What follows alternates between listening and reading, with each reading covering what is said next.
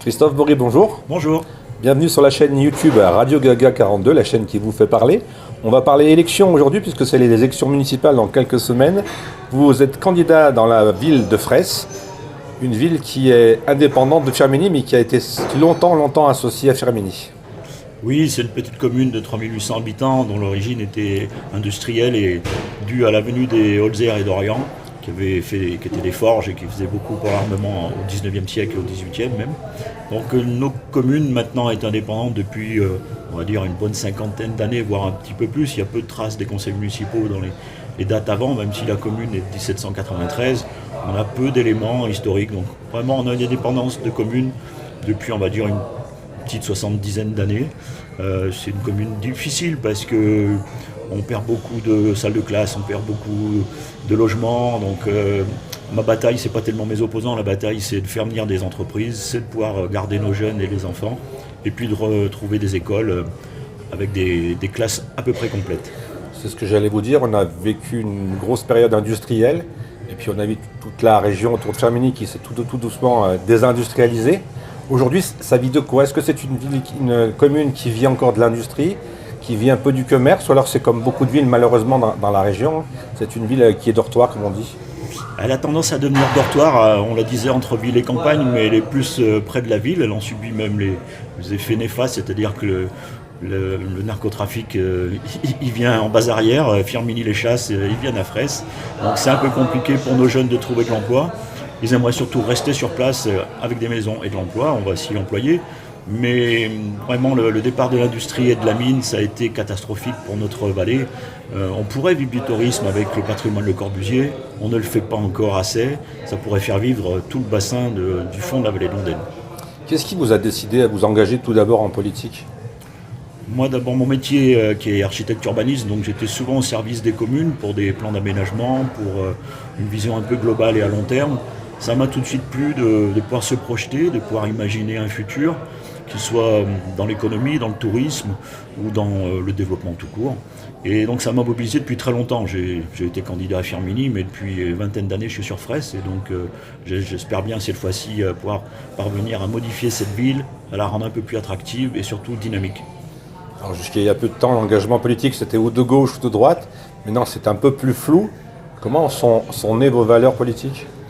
Moi, je suis issu d'une famille qui était plutôt de gauche, dans les valeurs sociales, humanistes, et on s'aperçoit que les valeurs de justice et les valeurs de sécurité, elles ont disparu de la gauche, c'est devenu maintenant l'apanage de la droite, donc il ne faut pas avoir de faux semblants, il faut dire qui on est. Moi, maintenant, j'assume très clairement de mener une liste de droite. On va essayer de faire des choses, de la sécurité, parce que les gens ont besoin de tranquillité chez eux, les enfants aussi à l'école. On va travailler beaucoup sur l'inclusion, qui n'est pas un vain mot, mais c'est permettre d'accueillir tous les enfants dans les écoles. Ça reste une des dernières compétences des petites villes, c'est-à-dire l'école, et puis d'accompagner les parents et les équipes éducatives pour recevoir ces enfants avec des troubles différents, du handicap ou de la TDAH. Justement, j'allais vous parler du programme. Quelles sont les clés, les choses? On a parlé de deal, on a parlé de sécurité. C'est ce que vous allez mettre en avant ou il y a d'autres choses que vous voulez mettre en avant dans cette campagne municipale? Alors, nous avons une petite commune, donc on aura peu d'axes, on n'en aura que 3. Le premier, c'est vraiment de travailler sur l'éducation et sur l'aspect radical au niveau de la sécurité. On a un objectif, c'est de créer une police municipale. Alors pas tout seul, sinon ça ne sert à rien. J'espère le faire avec une des communes voisines, soit Unieux, soit Fraisse, soit Firminy. On pourra retrouver une équipe mutualiser les choses un peu. Mutualiser, c'est ça. Avoir une équipe de police municipale mutualisée. L'idéal, c'est d'avoir un policier municipal pour 1000 habitants. Nous sommes 3-4 000. Je dirais que je peux mettre 3 équivalents temps plein. Ce qui serait bien, c'est qu'avec Unieux, on puisse le faire. Pour le moment, ils n'en ont qu'un.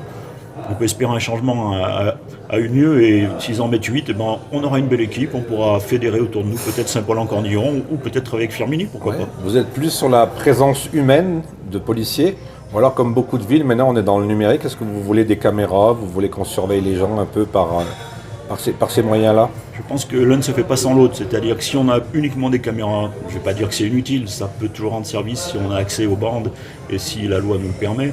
Il faut à tout prix de la présence, il faut des patrouilles qui circulent, c'est ce qui ramène le calme. Malheureusement, on sait très bien que ces troubles-là, c'est des choses qui se déplacent, c'est-à-dire que si on ne fait rien, ça s'installe. Si on fait des choses, ça ira chez nos voisins, malheureusement, mais c'est comme ça. Tant que le niveau national de sécurité n'est pas uniforme, ça se passera souvent comme ça. Le maire a des pouvoirs de police également. Est-ce qu'il y a des moyens pour aussi avoir plus de police nationale, travailler plus avec eux? Alors, il faut à tout prix qu'une police municipale travaille avec la police nationale. Ça, c'est quelque chose d'indéfectible. Ou le service de gendarmerie, si on est vraiment en zone rurale. Et je pense que les liens sont à créer, du moment qu'il n'y a pas de police municipale. Ils existent dans les communes où tout est en place. Donc, on travaillera avec les services départementaux, y compris de la préfecture. Est-ce qu'il existe vraiment des solutions où, j'ai vu récemment des policiers qui, sur Moreno, travaillent sur la prévention, sur des chantiers avec les jeunes. Est-ce que vous avez des solutions et des envies finalement? Parce que tout le monde nous parle d'insécurité et de mettre de plus de policiers, mais est-ce qu'il n'y a pas d'autres voies également pour peut-être occuper les jeunes, peut-être leur donner des objectifs qu'ils n'ont pas? Alors dans nos projets justement, nous avons l'idée de travailler sur un Fab Lab, ou plutôt un équipement qui s'appelle un tiers-lieu. Ça permet d'accueillir à la fois des jeunes, qui est un lieu de mixité intergénérationnelle. On peut aider les personnes âgées à travailler tous les documents qui sont sur Internet, puisque maintenant on dématérialise beaucoup. Et puis aussi, ça permet de faire du coworking. Et bien sûr, nos équipes de police municipale peuvent être dans ces lieux-là pour aider les jeunes à s'orienter. Vous avez raison, le travail, c'est pas que de la répression, c'est aussi de la prévention. Mais la prévention, ça se fait quand on rencontre les gens, quand on les voit. Donc peut-être qu'avant de réparer ce qui était cassé au brûlé, il faut peut-être éviter de le brûler et de le casser. Les deux, c'est-à-dire justement, c'est ça, c'est l'éducation. Il y a une des parts de notre projet qui est l'éducation, et l'éducation, c'est un élément fort. C'est pour ça qu'on s'attache à l'école pour accompagner, pour faire démarrer des nouvelles générations. On ne va pas dire que celles qui ont déjà fait des troubles ne sont pas récupérables, c'est faux. Il faut toujours travailler. Tout le monde est récupérable. Il faut toujours travailler, tout à fait. Il faut toujours travailler à l'humain. On a évoqué l'insécurité. Est-ce que le chantier de l'économie, vous avez parlé de faire venir des entreprises, est-ce que le petit commerce, là aussi, il y a un projet? Alors, c'est deux niveaux différents, vous l'avez très bien dit. Il y a l'économie de grande échelle, on va dire, on a des territoires, on a l'ancien site Hackers qui va être dépollué. Il est à 80% sur Fraise, 20% sur Unieux, donc forcément ça se fera en concertation avec la commune d'Unieux, mais surtout c'est un projet de la métropole. Donc ça sera l'ambition de nos prochains maires, justement, de veiller à ce que Métropole respecte le terrain local et qu'on puisse faire venir des entreprises. Ça, c'est plutôt du moyen-long terme. Sur le court terme, c'est ce que vous disiez pour le petit commerce. Nous avons très peu de petits commerces, nous faisons tout pour les garder. Et l'idée, c'est de travailler sur un projet culturel pour faire des animations au plus près d'eux, sur la plage Jean Ritz, tout au long de l'année, et pas uniquement pour les fêtes de Noël ou pour Pâques, mais que tous les mois, on ait une nouvelle manifestation qui attire un peu de public et qui fasse tourner nos commerces et nos restaurants. Les habitants de Fraise, ils vont se ravitailler, entre guillemets, si j'ose dire, à Firminy? Forcément, les petites et moyennes surfaces sont attractives, que ce soit sur Firminy ou sur Unieux. On a du service de proximité qui est très compétent, de la boulangerie, de la petite crèmerie, et puis des petits restaurants qui fonctionnent bien. Mais il faut leur amener des activités pour qu'ils puissent aller au-delà et bien en vivre. Aujourd'hui, on a l'impression d'une demande forte en bio, en produits naturels, en produits régionaux. J'allais vous dire directement avec les agriculteurs. Est-ce que le côté marché aussi est quelque chose qui va se développer, quelque chose que vous avez envie? On parle aussi beaucoup de halles, dans toutes les communes on parle de halles maintenant. Est-ce qu'il y a des choses dans ce sens-là chez vous qui sont dans vos idées, dans l'esprit de votre campagne et dans les demandes de vos concitoyens? Alors on n'est pas assez grand pour avoir un projet de halle, mais redynamiser un marché forain, c'est un de nos projets. On aimerait en avoir 2 par semaine. Pour le moment, il est vraiment tout petit. On a 2 forains qui viennent, donc c'est vous dire que la marge de progression est grande. On espère avoir entre 5 et 10 personnes, ça serait bien déjà, et puis pouvoir le doubler dans la semaine. C'est un calendrier qu'il faut qu'on écrive avec nos voisins, parce que si on veut que ça fonctionne, il ne faut pas être concurrent des petites communes qui sont pas loin, Unieux, Firminy. C'est ce que j'ai compris dans votre territoire, c'est que finalement on peut tous travailler ensemble pour tous se développer ensemble. C'est ça, il faut qu'il y ait un projet avec la commun. ville mère qui est Firminy. On ne peut pas sortir du chef-lieu de canton qui est Firminy. Quand on se promène sur place, on s'aperçoit même que nos limites sont difficiles à percevoir. On passe d'une ville à l'autre sans savoir si on est à Firminy, à Unieux ou à Fraisse. Donc c'est important de travailler ensemble. C'est ce qui a été perdu pendant les dizaines d'années qui viennent de s'écouler. Il faut remédier à tout ça. Quelle est l'importance pour vous, pour votre petite commune, d'être dans la... Je ne sais pas si c'est le terme exact, mais dans la fédération de Saint-Étienne Métropole? Saint-Étienne Métropole, c'est un poids important et ça a soulagé énormément de communes de délégations qu'elles ne pouvaient plus assumer. Les déchets, bien sûr, le transport, les voiries maintenant. Donc il faut justement que chaque commune revienne à ce qu'elle doit faire, Et la priorité... Une sorte de cahier des charges? C'est un petit cahier des charges, mais par contre il faut faire valoir de l'équité à Saint-Étienne Métropole. Je pense que certains maires l'ont bien fait ressentir, notamment un collègue, Éric Berlivet, qui demande à ce qu'il y ait un peu plus d'équilibre dans la répartition des dépenses. Et je pense qu'on doit avoir une visibilité de tout ça, on doit en discuter ensemble, on doit être homogène, mais on doit être solidaire. Vous voulez nous dire que c'était souvent Saint-Étienne qui passait avant? Saint-Étienne ou une autre commune, on ne savait pas trop quels étaient les critères. C'est normal que la ville-centre... Manque de transparence? Manque de transparence, manque d'équité. Je pense qu'il faudra qu'il y ait une nouvelle gouvernance pour Saint-Étienne Métropole, une gouvernance humaine, et où on puisse débattre, on puisse être solidaire des communes qui ont vraiment des besoins. Des fois c'est ponctuel, des fois c'est plus récurrent. Donc ça, il faudra qu'il y ait un travail là-dessus avec une nouvelle équipe. Parce que j'ai noté qu'en mars, c'est les élections municipales et après, on va revoter pour la métropole. Alors, non, on vote en même temps. C'est le même jour? Le même jour, en fait, sur chaque bulletin, les électeurs vont retrouver la liste des gens qui vont être élus sur leur conseil municipal. Donc je corrige, après on vote pour les vice-présidents et les présidents. Voilà, on va voter pour le président qui, en principe, est celui de la ville-centre, mais ça peut être tout autre. Là, on entend beaucoup de gens qui voudraient justement que ça change. La preuve actuellement. Je pense qu'il n'y a pas de règle. Oui. La règle, ça va être celui qui va fédérer Après, le vous avez plus de combien de gens. sièges? On a 2 sièges uniquement, 2 sièges. un homme, une femme, puisque la parité, bien est évidemment. sur toute la liste, et y compris sur la liste métropolitaine. Donc ça se jouera à la métropole, et c'est là où il faut être présent. Il faut faire entendre sa voix, même quand on est une petite commune sur 450 000 habitants. On parle aussi beaucoup de transport. Est-ce que c'est compliqué pour les habitants de Fraisse de se déplacer, de venir jusqu'à Saint-Étienne? On est devant la gare de Châteaucreux. Est-ce que là aussi, il y a une liaison qui est plus intéressante ou moins intéressante? Est-ce que c'est des choses que vous voulez développer? C'est des choses également qu'on vous demande? Parce que j'insiste souvent que dans les campagnes, on est surtout, pas des campagnes municipales, j'entends, hein, on entend beaucoup les doléances des gens. Hein. Tout à fait. Les gens nous demandent comment aller souvent et plus rapidement sur Saint-Étienne, c'est logique, et voir au-delà. Donc nous, on a 2 axes. On a forcément le transport de cars qui est géré par Saint-Étienne Métropole, mais on a aussi une halte de train qui fonctionne assez mal et qui pourrait très bien peut-être être développée. On pourrait très bien servir de point relais.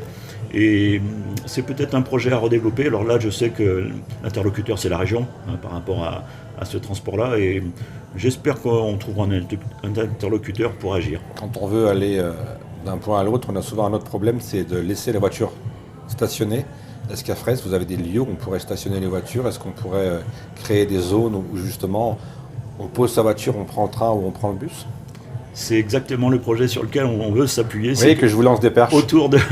Je vous remercie. Je vois qu'autour de la gare, justement, on a de la place et on pourrait très bien avoir un parking relais.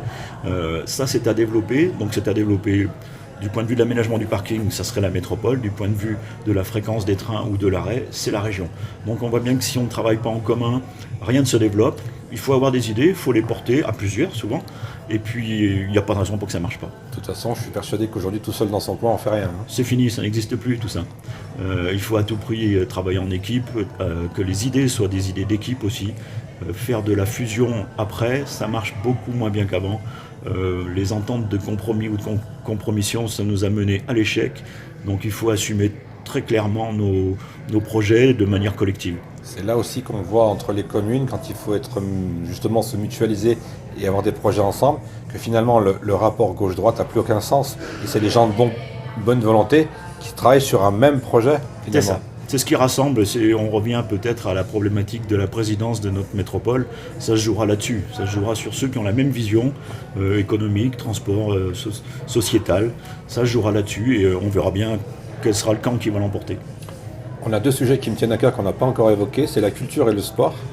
Quelles sont les choses là aussi que vous avez travaillé? Quelles sont les choses que vous avez envie de faire?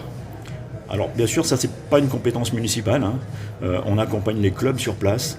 Nous, notre projet, c'est de rester sur nos thématiques de l'inclusion. C'est de pouvoir aider à mettre à disposition peut-être un éducateur ou une éducatrice sur l'inclusion par le sport pour les jeunes enfants de nos classes maternelles et primaires. On a des pistes avec le football, on a des pistes avec la pétanque. Le sport ball se développe énormément et on a la chance d'avoir un animateur qui connaît bien des joueurs et joueuses de haut niveau. On aimerait travailler là-dessus, ça se fera en concertation d'abord avec les écoles, parce que le but c'est de l'intégrer par le biais de l'école jusqu'au club de sport. Donc on va travailler là-dessus. Sur la culture, ce sera surtout notre projet d'animation qui va être un fil conducteur culturel. Je l'ai annoncé un tout petit peu au début en vous disant que notre territoire il est issu de Dorian et Holzer. C'est ce 19e siècle qui a fait la richesse quelque part de la France et de notre vallée. On sait que sur place on a le potentiel pour trouver des animations. On a une petite idée, on ne va pas dire ça tout de suite parce que ça se construit lentement et avec les associations locales. Donc on reviendra vers vous quand on aura un projet ficelé. Quels sont finalement, vous rencontrez beaucoup de gens, j'imagine, hein, quand on est en campagne, on va mettre un peu les tracts dans les boîtes aux lettres, on va faire les marchés. Qu'est-ce qu'ils vous racontent les gens? J'imagine qu'on a à peu près tout le monde dit à peu près la même chose suivant la commune, mais est-ce qu'il y a des demandes un peu plus particulières chez vous? Non, il n'y a pas de demande particulière. La tranquillité, la sécurité, c'est un thème qui a touché tout le monde. Et je pense que justement, le malheur, c'est que la gauche n'a pas voulu s'en saisir, alors que c'était un de ses thèmes historiques. La droite l'a pris, il faut le porter, il faut l'assumer.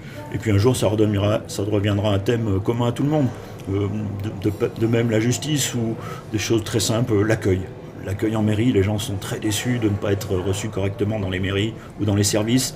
Ils ont besoin d'écoute quelquefois, et bien sûr ils nous parlent d'un sujet qui n'est pas de notre compétence, mais je pense qu'il faut être à leur écoute. On est dans un monde qui, malgré les réseaux, s'isole justement. Donc c'est un des paradoxes effectivement. On perd du lien et on ne sait plus se parler. Donc il faut retrouver ces moments-là. Et je dirais même qu'on ne sait peut-être pas s'écouter plutôt que se parler. Ça fait partie du concept, on écoute, on parle, et les deux sont une résonance en fait, et il faut prendre du temps avec les gens. Vous qui êtes architecte, si je ne dis pas de bêtises, hein, vous êtes votre métier d'architecte, est-ce que vous n'avez pas envie aussi de remodeler un peu votre ville, mais c'est une commune, avec de nouveaux bâtiments, de nouvelles constructions, un peu raser des choses qui sont un peu dépassées? Est-ce qu'on n'a pas envie finalement de mettre un peu sa patte quand on est architecte? On a envie, mais je dirais que j'ai plus une âme d'urbaniste et c'est plus la sociologie urbaine qui m'intéresse et comment composer avec les gens. Malheureusement, Fraisse n'a pas de structure urbaine.